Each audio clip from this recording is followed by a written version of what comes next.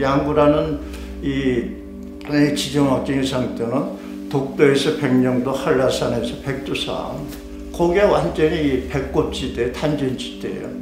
거기에서 이 양구라는 것은 이 독도, 울릉도 다음으로 작은 군이에요. 내륙에서는 제일 작은 군이죠. 그 가장 작은 군에 가장 못 배운 자가 바로 박수근이에요. 초등학교. 그분이 나의 아버지예요. 저는 아버지의 그 경력서를 보면 독학 한문으로 딱 써놨어요.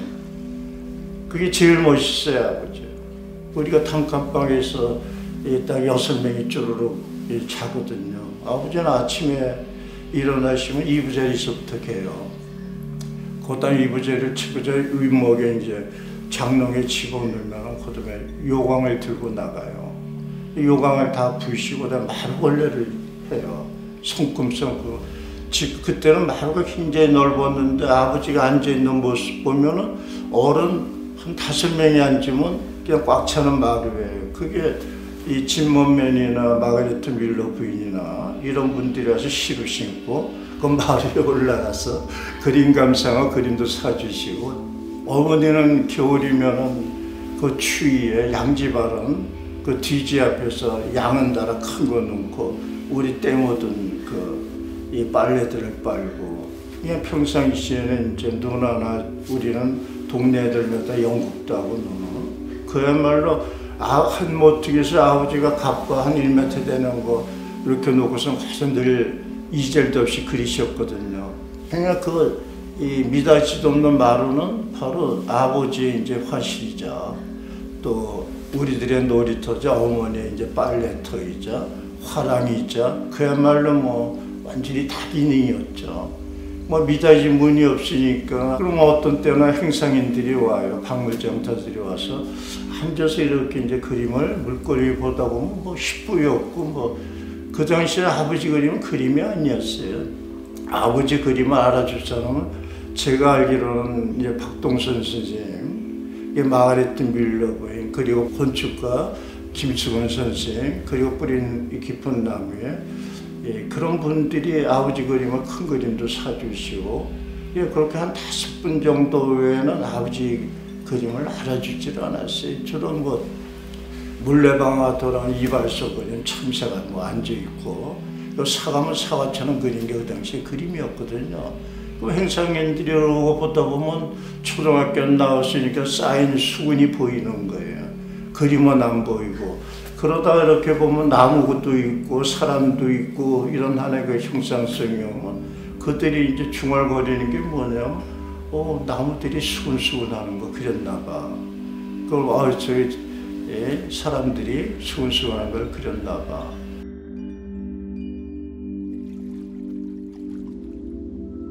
아버지가 가장 좋아했던 그 화가는 밀레. 거기에 이제 만종이라는 그 그림을 보고서는 12세 때 하나님께 기도를 했어요. 그 당시에 아버지의 상황은 어땠냐면 할아버지 광산 사업이 실패를 하고 바로 이 박수근 미술관이 상가터였거든요. 거기에 그냥 그날 그때 비가 와가지고 전답이 다 떠느라고 하고, 그리고 어머니는 그냥 유방암이에요. 아버지는 완전히 사면초화돼서 완전히 이제 더 나갈 방향이 없을 때 무릎을 꿇어서 소년 박수근이 기도를 했잖아요. 그럼 밀레 그림을 틀은 거예요. 하느님 음성을 거기서. 그렇게 이제 뭐 100년 채의 시간이 완전히 현재해서 딱 이게 하나에 얹혀지면서 오버랩되면서 저한테 귀결되는 것은 그래 맞다. 아버지의 그 세계관은 나는 인간을 그려야 된다라는 대단히 평범한 견해를 가지고 있다. 따라서 내가 그리고자 하는 인간상은 단순하고 다채롭지 않다. 나는 저들의 가정에 있는 할아버지, 할머니, 그리고 물론 어린아이들의 이미지를 즐겨 그린다. 이런 하나의 그 세계관을 아버지는 12세 때 기도함으로써 하나님으로부터 이 마음에 그런 이제 어린아이를 그려야 되고 할아버지를 그려야 되고 그 이웃의 그 일제강점기에서 버리고 가지 상처투성에 그 완전히 빈 그릇같이 텅빈 그들을 아버지는 이 위로를 해주고 싶은데 아마 돈이 있으면 돈을 드렸을 텐데 그보다 더 좋은 게 있으면 줬을 텐데 줄 것은 오지 어머니한테 청혼했을 때 나는 부값 뿐이 없어. 나하고 결혼해주면 내가 최고의 아내 모델로서 화가로서 나는 당신이라고 하면 이미 나는 1등 화가 이미 될 준비가 돼 있어. 이렇듯이 아버지는 그 시대의 상처를 그림에다가 채웠단 말이에요. 아버지는 정말 그 촌부들을 이고 어려운 이웃들을 우리 아픔들을 상처의 미학을 아버지는 그린 작가인데 그 상처라는 것은 파인 거잖아요. 그러니까 아버지 마티엘의 질감은 바른 발수록 상처는 깊어지는 거예요. 그냥 산골의 깊은 산 속에 정말 뭐 인삼이나 고약들이 숨겨져 있듯이 아버지의 미학은 저는 상처의 미학으로 보고 있어요. 아들로서. 저는 개인적으로 박수근 하면은 저희 아버지가 아니라 난 피카소하고 이렇게 비교해봐도 피카소보다 지성에서 영성원한 이 시대의 아버지가 더 독보적이죠. 피카소는 유럽을 대변하는 작가고 아버지는 한국을 대변하는 작가, 양구를 대변하는 작가, 독학을 대변하는 작가예요. 그러면서 이제 그 6.25부터 뭐 일제강점기 뭐 그런 하나의 우리 민족의 상처를 그 울분을 아낙네들이 팔레트에서 우리나라 산하에 나오는 그 나무로 깎아서 방맹이로 진짜 침탈당한 울분들을 그걸 뜯어로 펴면서 겪는 자들, 그 아버지 미학에 있어서는 바로 선함이란 말이에요. 그 진실함이란 말이에요. 그래서 아버지는 종교적으로 윤리적으로 뭐 신학적으로 그걸 정의한 작가가 아니라 하나의 기질이 체질화될 때까지 찾는 자들은 복이 오는가. 그래서 그 여원 잡지에도 그 우리 이 공부하는 학생들에게 그 이제 작가로서 한마디를 그렇게 했어요. 찾는 자는 복이 있다. 그 얘기를 다른 말로 하면 겪는 자고, 겪는 자를 다른 말로 하면 순정이죠.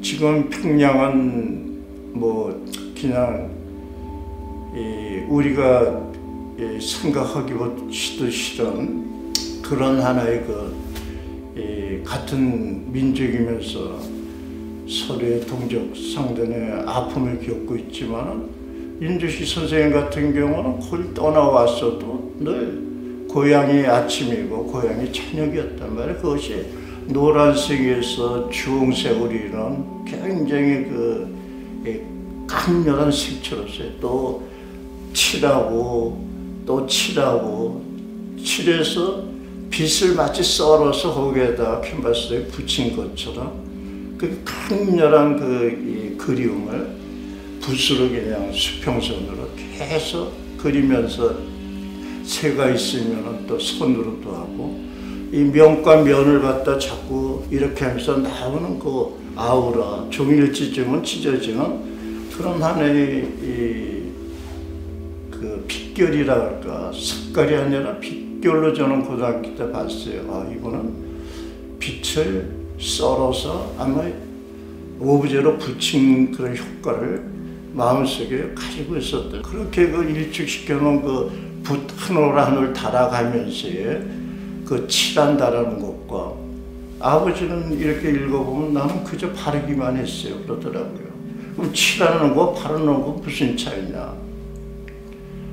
일제강점기에서 보릿고개까지 그런 배고픔, 아픔들을 한 번은 수평으로 계속 바람결처럼 물결처럼 빛결처럼 이렇게 우리 민족의 아픔을 그렸다라면 아버지는 그 빈 그릇 같은 데다 자꾸 담아주고 싶으니까 그냥 바른 거예요. 한 번은 칠한 거고 바른 거고 뭐 그것은 회화라는 것은 칠한다 바른다라고 시작해서 화는 어떤 데 자기가 좋아하는 이미지 대상으로 빌려다가 안착시키는 거잖아요. 그게 회화라는 말이에요. 동경에서 공부를 했던 양구에서 아버지는 그 휴전선에서 심리장님의 그 나물들 그냥 자연스럽게 자는 그걸 스케치를 해서 나온 선이거든요. 이중섭 선생님은 마치 아이들의 선 같은 거고, 그래서 아버지는 이중섭 선생님의 그 선이 좋아가지고 그걸 또 그대로 그렸어요.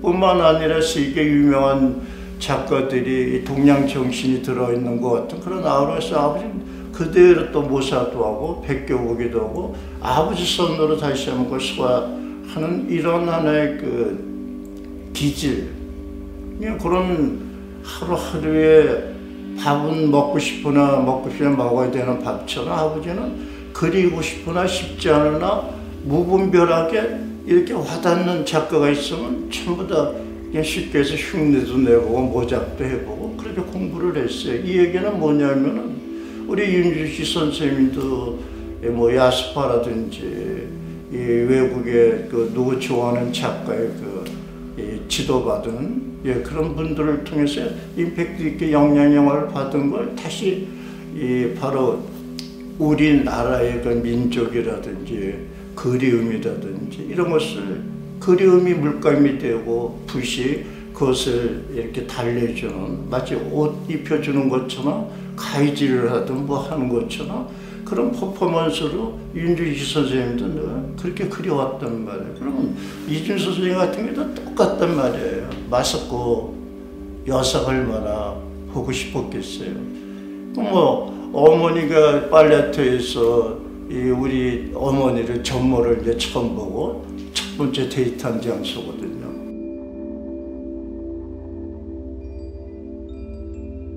저는 윤정식 선생님을 한번 뵌 적이 있어요. 이런 분들이 어디 살았어요? 사대문 안에 살았거든요. 제가 창신동에 살았기 때문에 창신동에 그 동대문 그 국보 그 옆에 전차 차고가 있었어요. 사대문을 거기서 운행을 하는데 뭐 빠르게 달리진 않죠. 서행을 하는데 종로통으로 을지로통으로 이렇게 같이 가요. 가서 이렇게 교차해서 다시 그 동대문으로 와요. 그러면 어머니랑 한번 전철 타고 가는데 윤주식 선생님이 타신 거예요. 어머니가 그냥 화들짝 놀려갖고 어머니가 아주 예의 바르잖아요. 공손히 하는데 윤 선생님도 이러고서는 말씀이 없으세요. 굉장히 어떻게 보면은 화호를 잃은 그 아픔도 있겠지만은 그런 하나의 그 아픔 속에서 어머니도 똑같을 거고 그래서 두 분이 말이 없었어요. 거기 종로 5가쯤 거기 이제 성북동 가쯤에 아마 거기 걸어 내려오셔서 아마 전철 타신 것 같은데 그 모습이 굉장히 한 시대의 아우라를 짧은 그 전차 안에서 같이 승차했지만 그 거의 긴 시간에 그 큰 아픔들이 그냥 일순간에 번개같이 천둥같이 내 가슴을 울리면서 그 동시대의 작가의 그 아픔들을 저는 어머니를 통해서 또 봤거든요.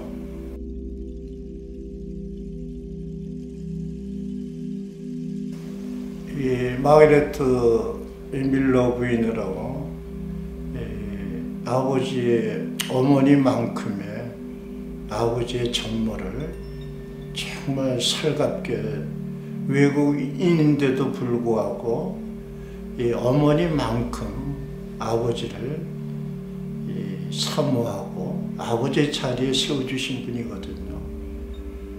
그래서 제가 중앙공보관의 65년도 유작전 때 아버지 이 대표작 나무와 두 여인 그걸 마그레트 밀러 부인이 사겠다 그래서 중앙우체국에 가서 베니어를 짜가지고 해서 보내드렸어요.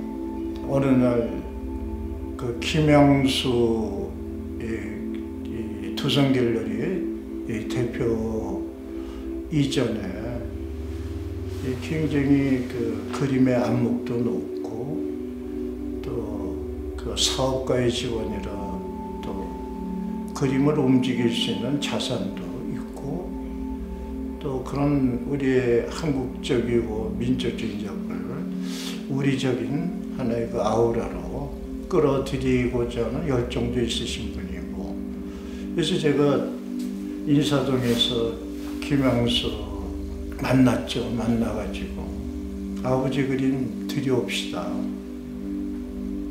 어떻게 해요?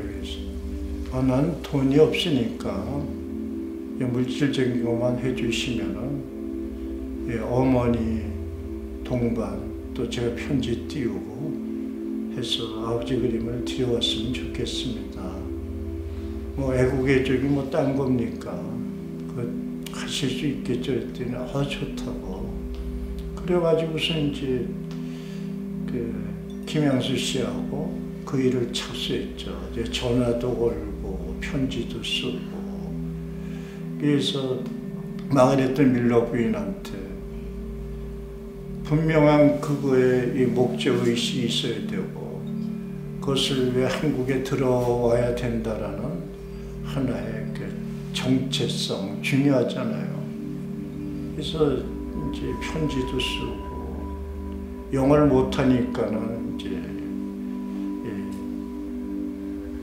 번역해서 이제 보내기도 하고 그러면서 이제 그 일이 차츰차츰 이루어졌어요. 그래서 정확히 저는 몇 점이 들어왔는지 아직은 몰라요. 근데 우리 김양수 씨가 참 좋은 일을 해주신 건데 그래서 그 그림들이 거의 뭐 50점 미만, 40 중반 그림들이 한국에 안착이 됐거든요. 제가 그 당시에 한 얘기는 뭐냐면 우리 그 김양수 은인한테 아버지 그림을 한국에만 좀 떨어뜨려 달라. 그 당시에 있는 그대로 팔아먹든지 말든지 난 그건 신경 안 쓴다. 내가 분명히 얘기한 것은 그것이 들어오면 분명히 한 곳에 모인다. 난 그것만 알 뿐이다. 그래가지고서는 일단 나는 돈이 없으니까 경비를 좀 대십시오. 그래서 그 샌프란시스코에 있는 그림들을 마가레트 밀러 부인을 통해서 전부 다 한국에 안착할 수 있도록 그 일은 유족으로서 어머니까지 동반해서 이루도록 하겠습니다.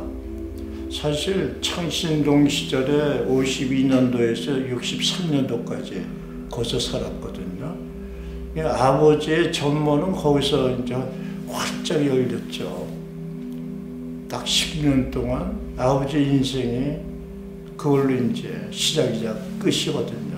뭐 6.25 이전 작품들은 찾을 수, 뭐 어디다 묻어놨다는데 DMZ에는 뭐 찾을 수는 없는 거고 그 이전의 작품은 아버지 은사였던 오등영 선생님, 춘천 그 선생님 댁에 지금 그 수채, 불투명 수채 몇 장. 그거 6.25 이전에 그 작품 외에는 전부 다 6.25 이후의 작품이거든요. 그것이 창신동의 작품들이 그대로 샌프란시스코에 그대로 갔어요. 그게 그대로 다시 지금 다 돌아온 거예요.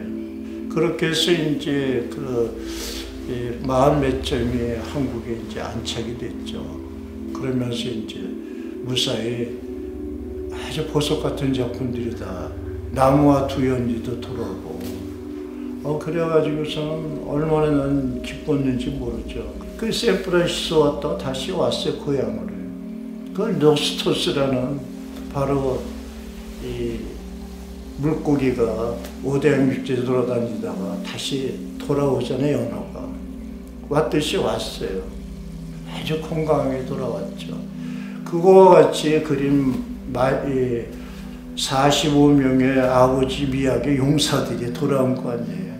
그럼 개선장군이라고 장군이라도 정말 우리가 간체를 보내줘야 되는데 말도 못하고 그러다가 이제 그게 거의 이건희 회장 컬렉션에 제 예언대로 거의 다 거기에 들어갔다가 얼마 전에 박수근 미술관에도 14점 연필화 포함해서 유한대점 그리고 이제 국현에도 그 좋은 작품들로 그냥 국보로 이제 안정되게 됐잖아요. 그렇듯이 우리 윤중식 선생님 그 유족들이 또 기증을 해주셨잖아요. 그래서 기증이라든지 기증은 아니 기탁이라도 이렇게 해주시면은 아버지 금고 속에 그림들이 나와서 봄 냄새도 맡고, 그리고 할머니, 할아버지, 손자들도 좀 만나고, 그래 이제 이중섭 선생님의 어린 아이들, 천도복숭아도 이제 살겨온 맛으로 우리 민족의 정서가 정말 목가적인 윤중희 선생님의 풍경도 그렇고, 그런 아우라가 이 융복합에 정말 첨단으로 가면서 지구는 텅텅 비어가는 이 시대에 그걸 채워줄 수 있는 세 분이 계시다라는 건 정말 우리 민족의 축복이죠.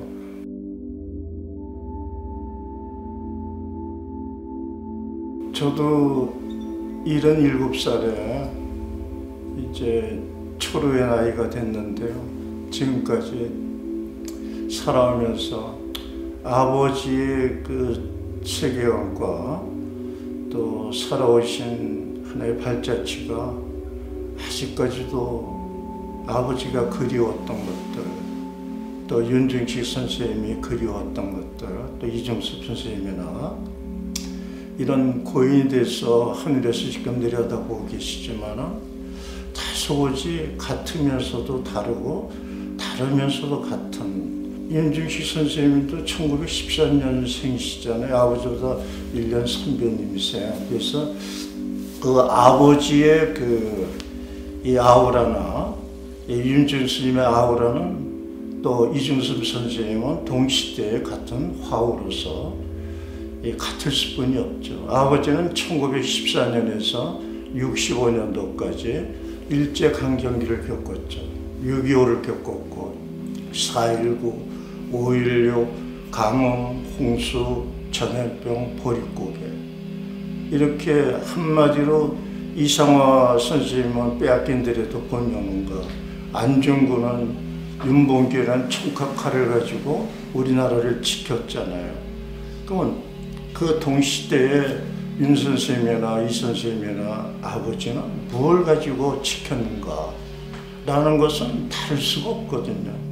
바로 이 아버지는 주민등록증 같은 붓으로 지켰고, 윤 선생님은 평양을 떠나서 DMZ를 넘어와서 한강을 보면서 아침에 해 떠오름과 해짐이 대동강에서 떠오르고 지는 이런 것이 굉장히 그리웠고, 이 DMZ를 넘어 늘 정신은 마음은 고향에 가 있었죠.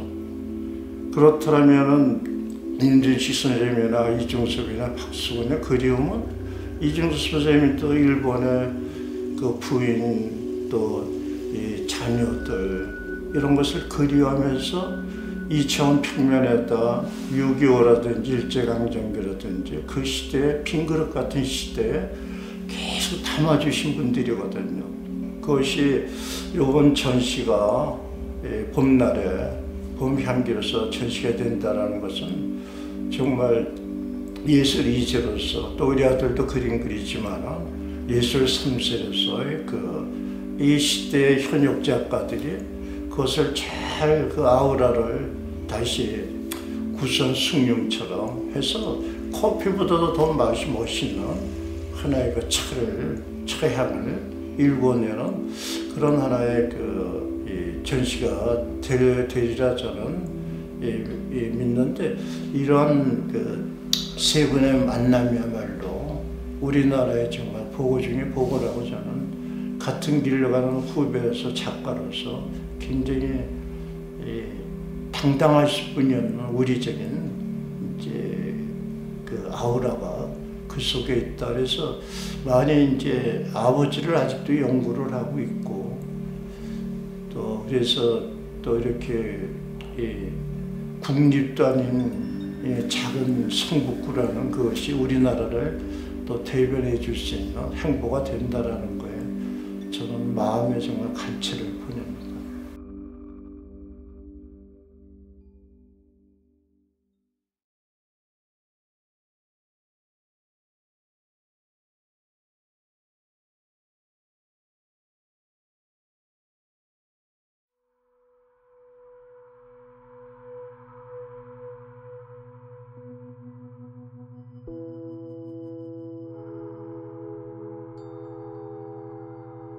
선친이 고향이라는 데가 평양이 그 당시에는 가장 먼저 서양 문물이 들어와가지고 그래서 거기에 많은 분들이 음악도 많이 하시고 그림도 많이 외국 나와서 하시고 특히 우리 선친 같은 경우는 숭실중학교 때부터 아마 초등학교 때부터 그냥 끊임없이 그림만 그리셨어요. 그래가지고 고모들이 선친 위에 누님이 4분 계셨는데 하나같이 그 중식이 내 노트북 쓴다고 종이 쓴다고 그러면 아버님 거기다 계속 끊임없이 그림을 그리셨어요.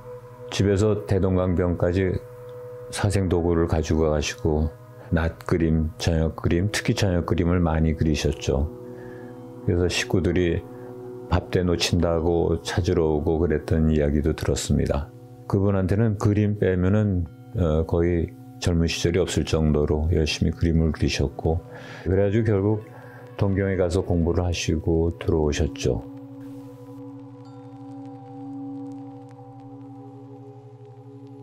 우리 아버님은 하시고 싶은 일이 많았어요. 재능이 많은 사람들이 항상 그렇지만 음악도 하고 싶었고 그림도 그리고 싶었고 또 배우도 되고 싶었고 한때는 오케스트라 지휘자가 되고 싶은 생각도 하셨고 운동을 많이 좋아하셨어요. 그 수영을 갔다가 숭실 중학교 다닐 때 서울에 대표 선수로 평양 대표 선수로 와서 은메달을 받았습니다. 100m 단거리 자유형으로 은메달까지 받고 수영을 정말 잘하셨어요.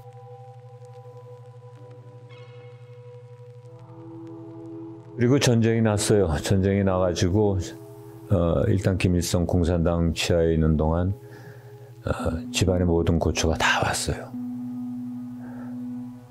우선 미술 동맹이라는 걸 갖다가 공산당들이 만들어서 일부 화가들이 그 동맹에 가입을 한 다음에 우리 아버님들어 너도 동맹에 가입해라고 압박을 하니까 열심히 도망을 다니셨죠.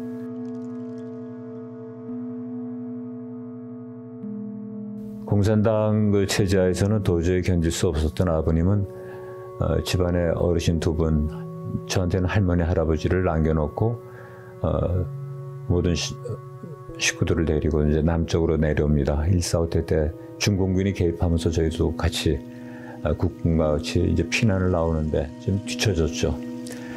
그 피난 나오는 길에 상당히 추운 날씨였는데 결국 그 인민군이 피난민들하고 섞여서 남으로 온다 하는 바람에 공습도 하게 되고 그럼 도로에서 사람들이 막 도망을 다니게 됩니다. 그 도망가는 와중에 제 어머니하고 제 누나는 도로의 반대쪽 그리고 아버님은 제 여동생과 저를 데리고 또 다른 반대쪽 방향으로 헤어지게 됩니다. 그것이 해주 근방이라고 듣고 있습니다. 거기서 헤어진 다음에 영원히 지금부터 서로 못 보게 되었죠. 이상가족이라는 게 이렇게 쉽게 되더구만요. 아버님 등에 업힌 그 피난길의 어린애 제 여동생은 젖먹이었습니다. 피난길에 아무것도 없죠. 왜냐하면은 폭격에 헤어지면서 저희 모든 짐은 마차에 실려 있었기 때문에 마차도 어디로 갔는지 없어졌고 그러니까 아무것도 없는 상태로 걷다가 아주머니들한테 부탁해서 젖동양 시키고 그러면서 내려가다 결국은 젖이 있는 분한테 귀중품 몇 가지를 주고 애를 맡기게 됩니다. 그리고 또 내려가다 이번에 또 인민군한테 잡혀가지고 하는데 그 당시 인민군들은 강제 노동을 시키는 노역자 혹은 징집자로서 30대 후반인 제 아버지를 잡아가지고 다시 북으로 끌고 가죠. 끌고 가다가 그때 헤어졌던 또 저를 길에서 우연히 보게 됩니다. 그래서 저를 데리고 인민군한테 또 끌려가다 이번에는 맡겼던 제 여동생이 포대기에 쌓여가지고 길에 버려져 있는데 그 애 울음소리가 아버님 귀에 익으니까 돌아다 보니까 둘째 딸이었던 거예요. 그래서 저와 제 여동생을 다시 데리고 북으로 끌려가는데 인민군이 불쌍한지 중간에 풀어줍니다. 아무도 없는 데 가서 풀어주고 다시 저희 남으로 내려오게 되죠. 근데 결국 그 여동생은 허기져서 굶어 죽게 됩니다.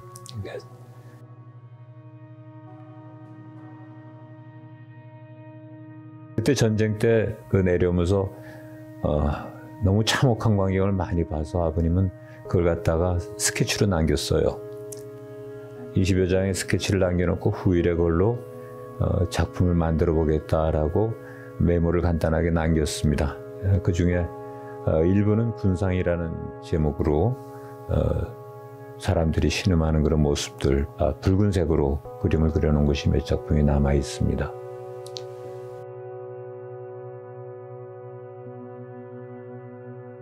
부산 생활 1년, 그리고 대구 생활 1년, 그리고 나서 서울로 서울 수북되면서 저희도 따라 올라왔습니다. 그것이 1953년 그정 말쯤 됩니다. 그래서 충정로에 한 평 반 정도 되는 문간방을 아버님하고 둘이서 들어가서 살게 됩니다. 그리고 거기서 당신이 운이 좋게 창덕여고의 미술 선생님 자리를 얻게 되면서 안정이 되게 되죠. 그리고 한 1년 정도 살다가 그 충정로 충정교회라고 하는데 그 윗집에 적상가옥 응접실로 이사를 갑니다. 이번엔 방이 한 4평에서 5평 정도 됩니다.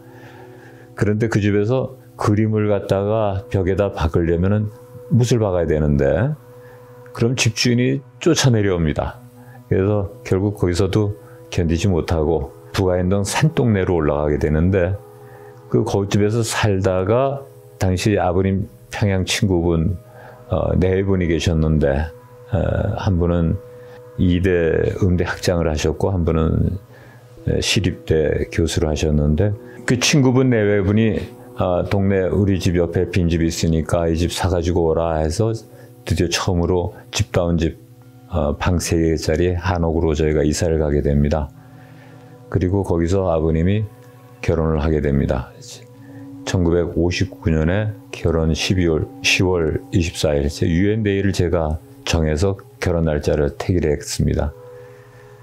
창덕여고 교장 선생님이 주례를 하시고 창덕여고에서 결혼식을 마쳤습니다. 아버님이 재혼하고 나서 새엄마하고 사이에서 2딸을 가지게 되니까 너무 행복하셨죠. 피난 때 헤어진 큰딸 혜경이 또 피난길에 먹지 못해 죽은 애경이를 생각하고 그 2딸이 새로 태어난 문경이, 옥경이에 대해서 참 큰 애정을 가지고 애들을 크는 걸 보게 됐고 저도 역시 좋은 동생들 가지고 있어서 참 행복합니다.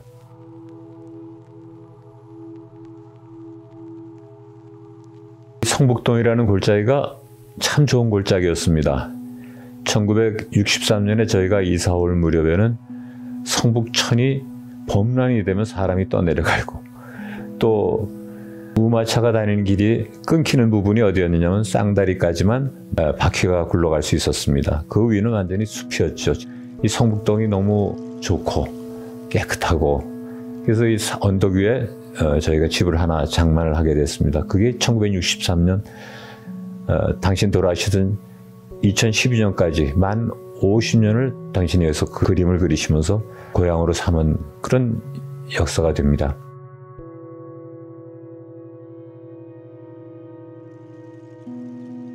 그 선친이 성북동에 집을 갖다가 장만을 한 다음에 부지런히 원리금을 갚아나가면서 드디어 집을 하나 완전히 당신 것으로 만들고 그 성북동 100층 집이었습니다. 2층 창밖으로 내다보는 성북동 전체 또 서울시 야경을 당신이 참으로 많이 사랑하셨습니다. 그래서 아들인 제가 결혼할 때 저더러 너는 다른 데 가지 말고 이 동네에 살아야 된다.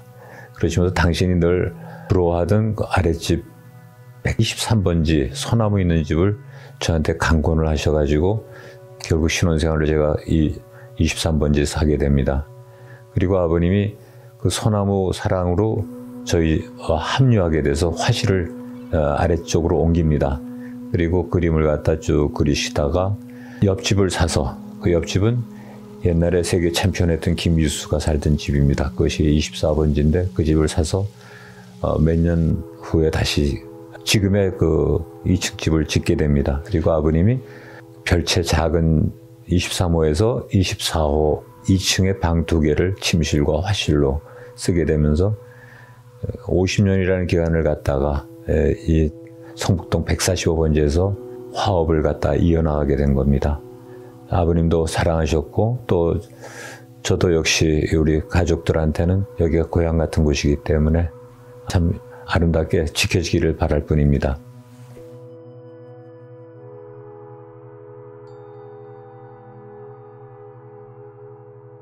선치는 그림을 갖다 팔고 싶은 생각이 전혀 없으셨어요. 왜냐하면은 그림이라는 게 당신의 분신하고 똑같은 것이기 때문에 그걸 팔고 나면은 마음이 아프셔가지고 평소에 개인전 같은 거 했을 때 어쩔 수 없이 화랑에서 팔라고 그래서 그림을 팔고 나면은 항상 마음 아파하시던 게 생각납니다. 그래서 당신이 여러 군데서 개인전 하자는데도 화랑의 요청을 거절하시고 18세 될 때 미수전을 한번 하신 다음에 쭉 하지 않다가 다행히 마음이 변하셔서 구림미술관에서 제안하는 상수전에 응하셔서 저희가 전시를 하게 돼서 정말 기쁩니다.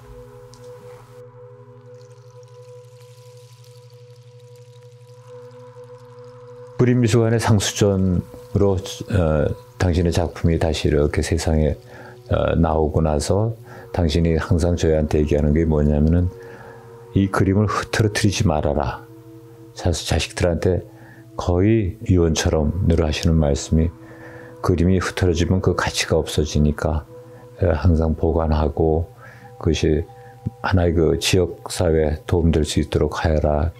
이번에 당신의 그 유품들 정리하다가 구림미술관에 작품 기증하겠다는 메모를 보게 됩니다. 그래서 그것 때문에라도 저희는 참 마음 편하게 작품을 기증할 수 있게 되었습니다.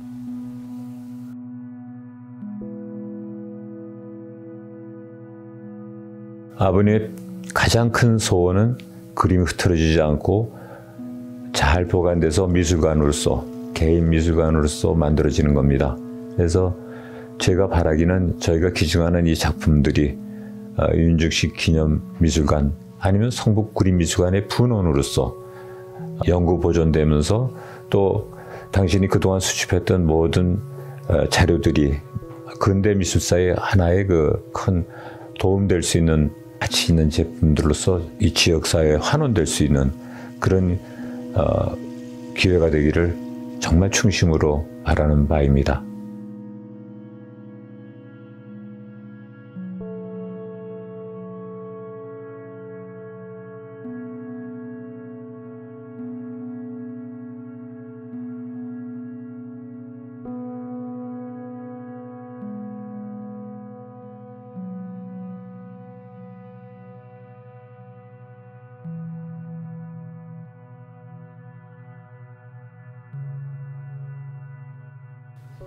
(145대) 피난 나와서 저희가 부산에서 제 어린 시절을 보내게 됐습니다. 그때 아버님이 한 일갓집에서 같이들 다 숙식을 했는데 10여 명이 한 방에 들어서 자니 잠자리가 너무 불편했죠. 그래가지고 하루는 아버님이 저를 손을 잡고 오늘 이중섭 중섭이네 집 가서 자자.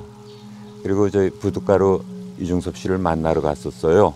근데 이중섭 씨는 그때 일본으로 부인과 애들을 만나기 위해서 밀항하려고 그 선장하고 열심히 무슨 대화를 나누고 있었습니다. 물론 그 당시에 이제 강한 소주를 갖다 안 마실 수 없을 테고, 그리고 아버님하고 저는 계속 배전에서 기다리고 있는데 이중섭 씨는 조금 기다려라 형 좀 기다려 그러면서 그러다가 저녁 한참 지났는데 그만 중섭 아저씨가 배전에 쓰러져서 잠이 들어버렸습니다. 할 수 없이 아버님하고 저하고 다시 이모집으로 그 좁은 집으로 다시 돌아갔던 기억나고, 그 피난 와중에 월남 작가들끼리 모여서 종군 작가단이 만들어지고 또 그분들이 서로 같이들 어울리면서 작품 생활을 한 걸로 알고 있습니다. 그리고 미 공보관 후원을 받아가지고 월남 작가 전시회가 있었는데 그 당시 아버님과 이중섭 아저씨 두 분이서 심사위원을 맡으셔가지고 전시를 하신 걸로 기록이 남았어요.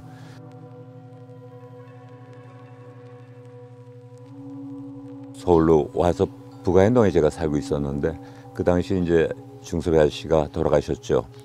서대문 적시자병원에서 돌아가시고 그때 아버님 많이 마음 아파하시면서 계셨던 거로 제 기억납니다. 그리고 이번에 선친의 유작품과 또 많은 자료를 갖다가 미술관에 기증을 하면서 자료를 보다 보니까 아버님이 이중섭 아저씨 모든 기록을 많이 스크랩을 해놓으셨더라고요. 그런 걸 보면서 두 분 관계가 이렇게 좋았었구나 하는 생각이 듭니다.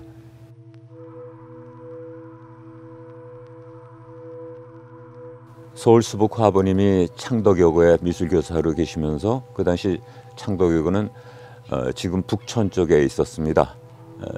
저는 학교가 서대문이었고 단 둘이서만 살고 있었기 때문에 아버님이 저녁에 친구분들과 약주 드실 때 꼭 저를 데려가서 저를 저녁을 먹이셨어요. 그 당시 박수근 아저씨가 아버님하고 많이 약주를 드셨는데 전차 타고 선생님 집 근처 가서 2차까지 제가 쫓아가면서 빈대떡에 뭐 두부전에 그런 걸로 제 저녁 띄우던 그런 기억이 많이 납니다. 그때 박수근 선생님이 저녁에 술 한잔 내자 그러면 화가분들 여러분이 같이 가고 그랬습니다. 그래서 저는 혼자서 이제 늘 쫓아가니까 그 당시 그 화가분들하고 제가 상당히 그 아저씨 하면서 어리광도 많이 부렸었어요. 그 중에서도 이제 최영림 선생님이 아버님보다 조금 나이가 조금 아렸기 때문에 형님 하면서 이제 늘 같이 어울렸던 기억이 납니다. 그 당시 화가분들이 같은 분야에 있는 분들이기 때문에 서로 상당히 밀접한 서로 인간관계를 맺고 있었죠.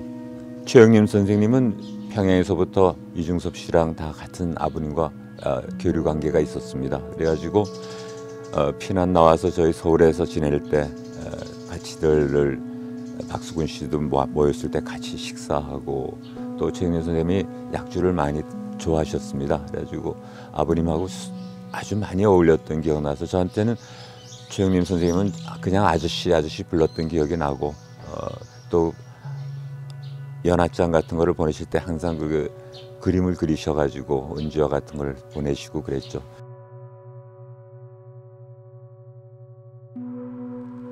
참 은지화 얘기 나와서 그랬는데 은지화는 그 당시 모든 작가들이 대부분 다 은지화를 그렸습니다. 왜냐하면 그림 살 도구를 갖다가 자료를 살 돈이 마땅치 않았기 때문에 담배 은갑지, 양담배 은갑지를 갖다가 모아가지고 이불 밑에다가 깔아놓고 잡니다. 그럼 그 다음날 아주 팽팽하게 좋은 캔버스가 되는 거죠. 그래서 못을 갈아가지고 못으로 그림을 그리고 나서 먹물을 갖다 위에다가 한 다음에 닦아내면 그게 이제 멋있는 은지화가 되는 겁니다. 그 당시 아버님도 그렸고 최영림 선생님도 그렸고 모든 사람들이 다 그렸는데 요즘은 이중섭 씨 것만 남았죠. 왜냐하면 그건 그분들한테는 하나의 습작이지 그렇게 큰 작품이라고 생각하지 않았을 때였거든요.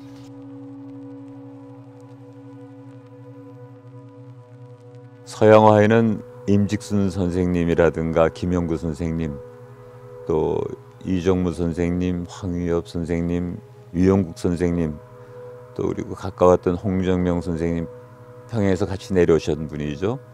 박고석 선생님, 권옥연 선생님, 이대원 선생님, 장옥진, 또 최영림 선생님도 참 많은 분들이 저희 집에 오시곤 하셨습니다. 오시면서 아버님 참 반가워하시고 그분들과 어울리셨던 기억이 납니다.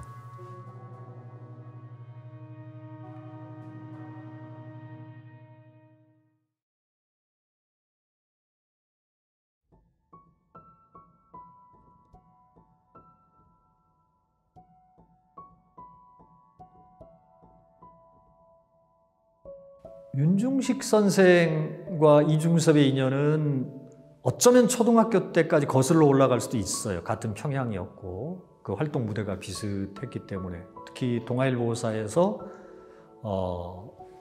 오랫동안 했던 그 전조선 남녀 학생 미술 전람회 공모전이었죠. 그러니까 이 고보 시절부터 계속 이제 입선들을 서로 최영림, 윤중식, 이중섭 다 번갈아 가면서 했으니까 단지 박수근의 경우는 춘천에 와서야 비로소 이제 미술을 독학으로 시작을 했고요. 박수근의 경우 춘천에서 조선비절의 입선을 이제 시작 그 전에도 했지만 좋은 사람을 만나서 그 1940년에 이제 결혼도 하고 김복순 여사하고 그 다음에 평양으로 가서 도청에 취직을 합니다. 그런 과정에서 평양의 화가들과 친교를 맺죠.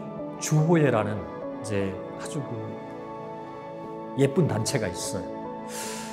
그 주호회 활동을 하면서 몇 년 쭉 했는데 그때도 이중섭과 이 어떤 인연 추론은 할 수 있는데 딱 떨어지진 않아요. 그런데 이제 해방이 되고 1945년 11월 달에 자기 고향 근처, 양구 근처의 그 금강산 아래 금화, 금성 이런 쪽에 가서 생활을 해요. 그런데 재밌는 게 이겁니다. 서울에서 원산까지 이중섭이 생활의 근거지였던 원산, 그러니까 일본 유학을 마치고 대동아 전쟁 말기에 더 이상 견딜 수가 없어서 귀국을 하는 게 이제 원산, 자기 어머님 계신 곳으로 원산으로 오거든요.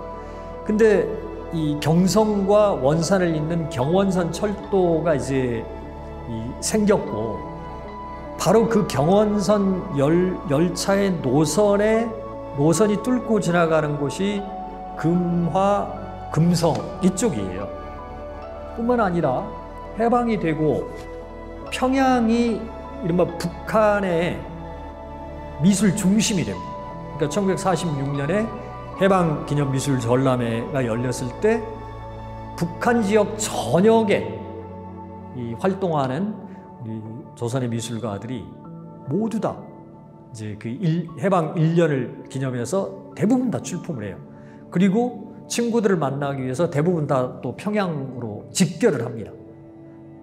저는 1949년에 이중섭과 박수근 두 분이 처음 만났다라고 하는 예전의 기록을 믿지만, 그럼에도 불구하고 1945년, 46년 이후에 이제 평양을 중심으로, 그래서 평양과 원산과 금화, 금성, 경성을 잇는 이런 그 도로 교통, 그 다음에 미술 활동 무대, 이런 걸 고려를 해볼 때 이미 그 무렵에 서로 이제 인사를 나누고 친교가 시작이 된 게 아닌가 이렇게 추측을 합니다.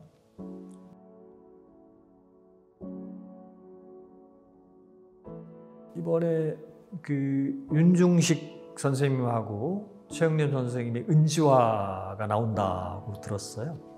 매우 흥미로운 일입니다. 이중섭의 은지화에 대해서는 여러 가지 설이 있어요. 언제 최초에 했느냐. 그게 이제 이 견해에 따라서는 이미 1940년대 일본 시절, 그러니까 문화학원 재학 시절이죠. 일본 시절에 은지화를 하는 걸 봤다는 그런 증언도 있고, 또 원산에서 피난을 내려와서, 근데 그때는 이제 야마모토 마사코 여사하고 결혼을 한 이후고 아이들도 2명을 같이 키우고 있을 때입니다. 그래서 부산 다방에서 은지화를 그리고 있었다는 증언도 있고요. 아니면 서귀포로 이제 그 피난을 갔을 때 서귀포에서 그 친구들하고, 동료 화가들 친구들하고 밤새워서 이제 뭐 하투도 치고 뭐 여러 가지 놀이를 하면서 놀면서 술도 마시고 이럴 때 끌적끌적 은지화를 했다는 설도 있습니다. 그런 증언들이 있는 거예요. 그리고 그 다음에 이제 서귀포 시절이 끝나고 다시 부산으로 복귀를 해요. 야마모토 마사코 여사가 결핵에 가까운 심한 감기가 걸리고 몸이 이제 너무 안 좋아서 송환선을 타고 일본으로 건너가요. 영영 이별이었습니다, 그때가. 그러니까 1952년, 53년 이야기인데 53년쯤 결정적인 게, 야마모토 마사코 여사는 작년에 돌아가셨거든요. 101살에. 근데 야마모토 마사코 여사의 말씀이, 내가 결혼해서 서귀포, 부산에 함께 살던 시절에 은지화를 하는 걸 본 적이 없다. 이게 이제 결정적 증언이 됐어요. 그러니까 그 전에 여러 가지 그 설들은 갑자기 힘을 잃어버렸습니다. 그래서 2차 부산 시절, 이제 통영으로 건너가기 직전에 그 1952년 3년 그때에 부산 다방에서 은지화를 시작했다. 그 증언 중에 이제 가장 그 영향력 있는 증언이 그 백영수라고 얼마 전에 돌아가신 그 화가신데요. 이 백영수 선생이 자신의 그 수필집들에다 여러 번 그런 이야기들을 써요. 그래서 그 돈을 좀 벌어야 되니까 이 당시에 신문 사파를 하면 또 잡지에 표지 하나 사파를 하면 그 돈이 꽤나 돈이 컸다고 그래요. 그래서 그 사파를 그리는 와중에 그 일을 맡아서 이제 하는 와중에 다방 안에서 심심할 때 미군 부대에서 흘러나오는 그 담배에 그 항습을 하도록 습기를 막아주는 알루미늄 종이가 있는데 그걸 우리가 은지라고 그럽니다. 은은 아니죠, 사실. 알루미늄인데 어쨌든 그 은지의 펜을 갖고 홈을 파서 형태를 만들고 거기에다가 물감을 얹어가지고 쓱 지워내면 그 홈으로 물감에 들어가고 그 위에다가 사람 얼굴 새기면 살색을 살짝 바른다거나 이렇게 해서 컬러링을 해요. 그게 이제 우리 상감 기법입니다. 상감. 고려 청자의 그 그림들이 전부 다 도자기에 홈을 파가지고 거기에다가 그 유약을 집어넣거나 또는 은 같은 걸 거기다 집어넣으면 붓고 나면 이제 그게 일체화가 돼서 상감 청자가 되잖아요. 하계문이라든지 구름문이라든지 버드나무문이라든지 원숭이. 바로 이중섭이 초등학교 때 평양에서 고구려 고문벽화를 봤던 또는 그때 당시에 골동들에 대한 깊은 애정 이런 것들을 통해서 그런 기법을 은지에다 적용을 해서 인류 역사에 다시 없을 이후에도 없는 새로운 장르를 개척을 해내죠. 그래서 대개 지금 현재의 정설은 2차 부산 시절 통영으로 건너가시기 바로 직전에 은지화를 시작하셨다. 이게 정설입니다.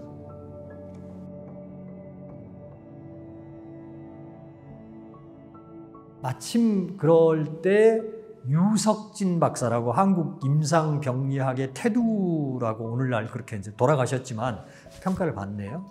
마침 그 군의관을 하실 때 이중섭을 거기에서 이제 받고 그래서 당신이 그 삼선교회 개인 신경정신과 그러니까 정신병원을 개업을 하세요. 이렇게 얘기합니다. 내가 이중섭을 데리고 화가니까 이중섭을 데리고 가서 치료를 하겠다. 미국에서 그때 당시에 개발된 임상병리학 중에 음악치료, 연극치료, 미술치료가 있었습니다. 그 미술치료를 유석진 박사가 배워오신 거예요. 이걸 이제 최초로 한국에서 최초로 이중섭에게 적용을 했습니다. 2달 만에 완쾌. 그러니까 2달 만에 완쾌를 해서 당시에 그 화가 이대원, 과수원을 아름다운 색채로 물들이는 이대원 화가가 있어요. 그 이대원 화가가 이중섭의 이제 마지막 퇴원을 앞두고 많이 이제 쾌유가 돼서 이중섭을 허락을 받고 이중섭의 손을 잡고 성북동의 김환기의 집으로 찾아가서 서로 어울리고 이런 이제 아름답고 예쁜 이야기들이 있습니다. 그렇게 해서 이제 퇴원할 만하다 해서 퇴원 허락이 떨어져요. 마침 그때 박고석이 정릉골, 청수장 있는 곳, 정릉고 아래쪽에 그 물이 맑은 곳이어서 조선시대부터 굉장히 아름다운 그 복사꽃이 피면 정말 아름답다고 지금은 도로뿐이어서 할 수가 없지만 어쨌든 그 청수 그 정릉 쪽 계곡으로 이제 가난한 화가 또 조영암이라는 그 시인, 박연이라고 하는 소설가 이런 사람들이 이제 모여 살았어요. 서울 시내에서 살던 한묵도 이중섭이 퇴원해서 정릉으로 들어가기 직전에 입주해 들어옵니다. 정릉으로. 그래서 이제 판잣집 하나가 벽 하나 사이로 이중섭과 그러니까 한묵이 함께 살아요. 그게 정릉 시절이에요. 12월쯤인지 겨울에 퇴원을 해서 재발하기까지 6개월 정도 정릉 시절이 있습니다. 정릉 시절의 작품들은 정말로 아름답고요, 슬픕니다. 아름답고 슬프다. 이 어울리지 않는 두 가지의 낱말을 합쳐놓으면 딱 맞는 그런 아름다운 작품들이에요. 그 정릉 시절의 아름답고 슬픈 에린 이렇게 이제 표현할 수가 있는데, 그런 작품들을, 명작들을 즐비하게 탄생을 시키면서 당시에 문학 잡지예요. 문학예술이라든지 또 현대문학이라든지 자유문학이라든지 이런 편집진들이 전부 이중섭의 월남 동기들이에요. 친구들이에요. 이 친구들이 무시로 정릉골에 드나들면서 이중섭에게 사파를 맡깁니다. 다 그게 돈벌이에요. 정말로 많은 사파들을 생산을 해냅니다. 정릉 시절이 그런 시절이었습니다. 그 얘기는 마지막 화양연화? 아마 저는 그렇게 생각해요, 이 정릉 시절을. 그런데 이제 재발을 해요, 병 증세가 재발을 해서 가장 슬픈 일이 생깁니다. 마지막으로 청량리 뇌병원, 청량리 정신병원이라고 그러는데요, 무료로 입원을 하셨는데 굉장히 참혹했다고 그럽니다. 구상 선생의, 그리고 차근호라는 조각가가 있어요. 구상 선생이 대구에서 그 이야기를 듣고, 급보를 듣고 검정 집차를 대동을 하고 차근호와 함께 가서 마치 에스케이프 탈출시키듯이 꺼냈대요. 그때도 막 정신이 오락가락 해서 이제 구상 선생이 그 서대문 적십자병원에 입원을 시키십니다. 그게 이제 그 생애의 마지막이 되는 건데요. 잠시 퇴원을 했다 다시 재발을 다시 입원을 했다고 그러고, 이런 긴 이야기들인데 너무 슬프고 비참한 이야기들이죠. 그래서 마지막에 9월 6일 날 숨을 거두실 때 무연고사로 분류가 돼서 아무도 찾아오지 않으니까 그 영안시, 영생의 집으로 안치가 돼요. 20세기 최고의 화가인 이중섭의 마지막이 그랬습니다.